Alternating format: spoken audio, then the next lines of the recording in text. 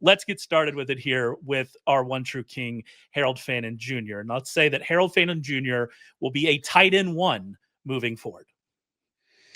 I'll disagree for the sake of the segment, but I definitely want to roster him wherever I can. I mean, here comes that fence. Squat down on that fence, buddy. I'm going to. Well, because anytime a player has the collegiate career that Harold Fannin has, and then in his first game has the 6th highest target share for any rookie tight end in week 1, it seems notable. Yeah, it's like you just believe, like, if a good player is already showing you he's good, like, you probably should believe he's a good player, right? Like, I definitely want to roster him. It's the framing of how you framed it, of him being kind of like a guy that's gonna be a weekly fantasy starter. I don't think that's gonna be the case. And here's why. A lot of people are taking this because Dylan Sampson was also getting like a lot of juice too out of week 1. Like, no one's looking at the context of that Cleveland Browns game in week 1. The Cleveland Browns are in 71 offensive plays, and the Cincinnati Bengals ran 49. Like, the Browns ran a lot of plays last year, but it was in a different context. They gave up a ton of big plays on defense, and they were an inefficient offense. They had to run more plays. They were bad. Al Golden in week 1 was like, we're not going to blitz. We're not going to give up chunk gains. We want you to have 6, 8, 10 play drives because we want you to try to beat yourself. And the Browns did that, by the way. They ended up beating themselves. But they didn't blitz, and the Browns picked up 9 third downs. They also picked up 2 fourth downs. Like, this isn't going to be a weekly thing where they have this type of play disparity and they're able to run this many plays. It was by design by Al Golden to, like, structurally, to have them run a lot of 3 and 4 yard passes, like this underneath stuff. And that's why guys like Harold Fannin and Dylan Sampson had the raw counting targets that they had. In terms of target share stuff, it was just mild. It was mild. And just from a route perspective, Harold Fannin was only on the field for 65% of the dropbacks in a game where they had 70 plays. Like, if the Browns go revert and have like a 6, they're in like the 60s, like, those raw targets and those routes, all that comes down, right? It gets pulled down. Not a lot of people are looking at in the context of like the raw volume of plays the Browns ran and why that happened. I think because they're going to be a bad team. They're going to run a good amount of plays, just by chasing points. But the week 1 like layout is going to be completely different than I believe we're going to see this team have. So that's kind of why I just pull back on some of the stuff with like Fannin and Dylan Sampson, because a 21% target share in a game where you have that many dropbacks, approaching 50 dropbacks is significant. But if it's closer to 30 dropbacks, that's not as noteworthy. And then, a guy like Dylan Sampson, he ran 15 total pass routes in a game where they had 50 dropbacks.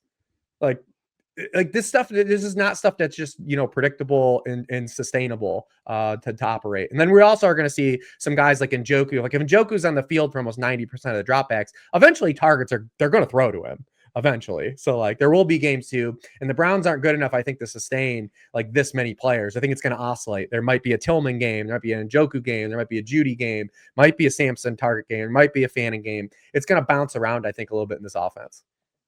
Yeah, and I'm with you on that. Like, and I think that is the right approach. Is, should you pick up Harold Fannin Jr.? Yes, absolutely. He had a great college career, and they used him a lot. And hopefully, them using him a lot suggests that they want to play him more in the future. Are you picking up Harold Fannin? 100%. Is he going to be something you put in your lineup like every single week? We'll have to see. He's going to have to play more. I think that's the overarching. And we could get him Njoku. The other thing too is like Njoku, like it's probably thin he gets traded, but there is still non-zero chance. Like, if like Fannin's playing this well, maybe they say like, all right, we'll like, let's get something back for Njoku if we can't work out an extension. The other thing though too is they play different positions, because a lot of people said Fannin. Go ahead, you do it. Yeah. I mean, like, the way that Fannin was used was not as a tight end. Like, he was used all over the formation. He was used in the slot. He was used in the backfield, right? So, like, they're not really like competing with each other. And so when we're talking about Fannin like having target competition, we're not talking about him just having target competition with Njoku. He didn't just run fewer routes than Njoku. He ran fewer routes than Njoku and Cedric Tillman and Jerry Jeudy, right? Like, that's what's important, is the way that he's being used. There are 3 other guys he ran fewer routes than, and he got a target on 29% of his routes. That's great. That's not sustainable. Trey McBride was a tight end with the highest target rate per route last year, and it was 27.5%. And so we don't expect him to do that. So ultimately, like, the overarching idea here is that I think for Fannin, to pay off some of the prices people had to pay for him. He's going to just have to play more. Can he? Sure. And your point about play volume, I mean, we saw the Browns with Flacco in 2023 be 5% over their expected pass rate. And so we have seen this offense be very pass heavy. Are they going to have as much just pure snap volume? Probably not. Like you said, there were lots of things that led to that, but we have seen them be pass heavy as well. And so there are lots of reasons, there are lots of upside cases here for Fannin, but I think if you're getting excited about him, and there's reason to, again, he had a really prolific college career. You liked him coming out for sure. There are reasons to get excited about Fannin. We're not throwing cold water on that, but we just need him to play more, I think, is the overarching idea. Yeah, I hate when I always got to be the dude to piss on the dude I liked, like, well, because I do love Harold Fannin. You should pick him up. Yeah, no, absolutely. We're but if the Browns like got dusted this weekend and like just looked inept, would anyone be like shocked? No, not. That's kind of. Then that's the other element too, is like how many spots, because this was the best spot the Browns had to open the season. Like this was the game, right? Versus Bengals. And now it's Ravens, Packers, Lions. Even though Lions had a lot of issues defensively, they were fine. Vikings, then Steelers. Then you do get a Dolphins game, which you probably feel real good about now.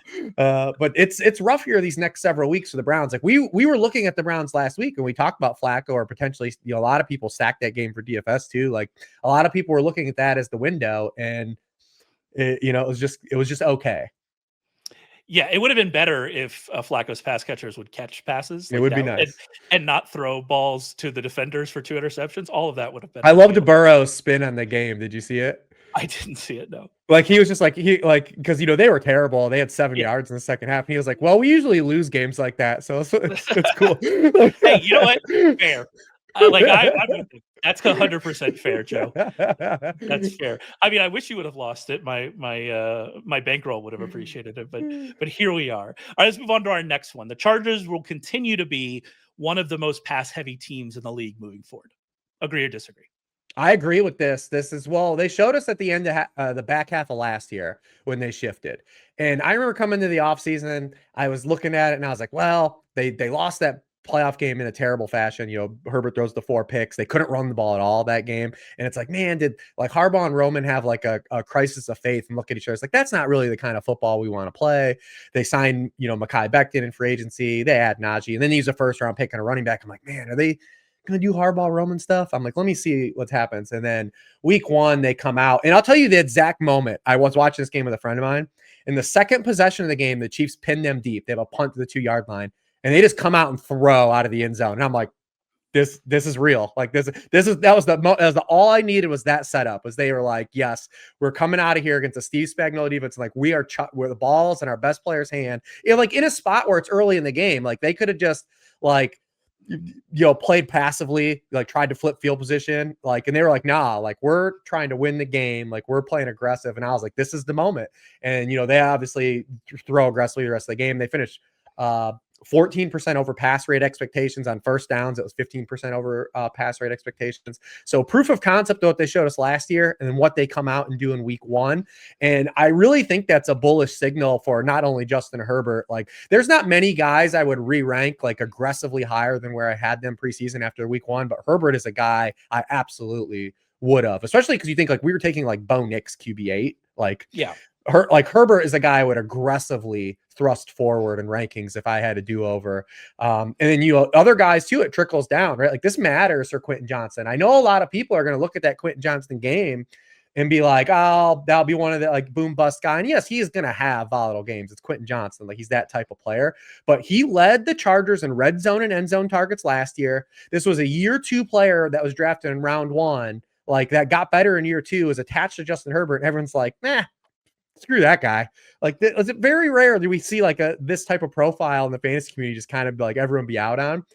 I mean, I would be surprised if like if he's a guy I think you actually want to like just start and live with at this point. If the Chargers are going to be this aggressive and they're going to keep using him near the end zone to this degree, you just ride out the weeks where like, because he's going to have games like for like 2 for 35. He absolutely will, but he's going to have if you believe that if you agree with me and you're saying if you believe the Chargers are going to throw this degree and he still has that touchdown equity, like this is a dude you just put in your lineup because the spike weeks are really good spike weeks. Especially this week against the Raiders, another team yes. that we were like, it's even more shocking how pass heavy the Raiders were, given given the situation, given the weather, and given kind of what They we can't expected run, from dude. They him. can't run block, man. They can't run the football. And so they just came out and they threw it. And Gino was awesome. Like, Gino is one of my favorite streamers this week. There aren't a lot of great options, but I like this game Yeah, I do environment. too. This is a great game environment for him. And last week he just didn't get lucky with the touchdowns. And that's going to be what The it's going to story be. of his life, man. Story of Gino's He's the Fitzpatrick's life. inverse Baker Mayfield. Like, Yeah. Baker just somehow Luxbox into 4 touchdowns. He plays like a terrible game, and it's like, 3-3. He did, to be fair, the two Igbukah touchdowns were just, they were dimes. Like, just absolute sick throws. That game winner was like, the first Igbukah touchdown was a beamer. Like, that thing was hot. I like watching the game winner, because like it was like he saw it and his like feet got happy and then he just ripped it. And I was like, yeah, this is great. Thanks, Baker. It's always fun. It's always fun. Yeah, they can't run block. And I remember writing about this last year, and it's like, and when they took JT, I remember writing about the draft too. It's like about their run performance. And I wrote up like the offensive line. They didn't really make any changes because they had some young players they thought showed some promise. But in the preseason, the first team couldn't run the ball. And then in week 1, they couldn't run block either. Ashton Jeanty had 19 carries. He was hit at the line or behind the line of scrimmage on 15 of them last week. He averaged negative yards before contact per carry. Like, that's what we were talking. But he wasn't the only one. I think there were like 3 other running backs talking about all the running back injuries. Yeah, it wasn't ideal. They said offensive line play was real rough, and I think it's you follow him too. Is it Vic Tafer? Is it? You're better at the surname pronunciation than I am. But he talked about this too, that like Steve Spagnuolo showed something in the Super Bowl that a lot of teams did, which like every Madden player's ever done, where like teams shift their line right before the snap. We were doing that in Madden like years ago, but and like he talked about it though, it was like it was consistent, like because especially stopping like the outside zone, which is becoming more prevalent. So it's something to keep an eye on, but he highlighted that. I'm not as big of a ball knower, but I was like, oh, that's what I used to do in Madden. Like, that's all we used to do in Madden. Oh, you cover up the center and then you shift and you're in the double teams. Well, that's interesting. Fascinating. It's a fascinating idea. All right, let's move on to our last one here. Zach Charbonnet is the back you want in Seattle. And yes, I am throwing some bias into this question. Yeah, I disagree, just to trigger you, but I disagree more. I actually disagree too. That's the okay. I mean, I disagree because it's a mess for everyone. Obviously, because he's just not gonna. They're just not gonna shadow roam Kenneth Walker. Like, maybe he's also a guy that they just decide they want to trade at some point too, because he's a pending unrestricted free agent, and then there's a runway. But I say as they coexist, it's just kind of a problem if it's a split. And neither guy was good. Neither guy ran the ball well in this game. You got the touchdown for Charbonnet. Walker was more involved in the pass game. It's just kind of a mess if like this is to happen. So another team that really struggled run blocking. We'll see if they pick it up. They have a tough game against the Steelers as well. But the Steelers had some struggles with outside zone in week 1. Obviously, that is attached to a mobile quarterback. It's a little bit different when you have to play the quarterback as well. Ask Joey Bosa. But yeah, I would say it's just I would say I disagree, but I also, if you have Kenneth Walker, like, you don't feel good at all.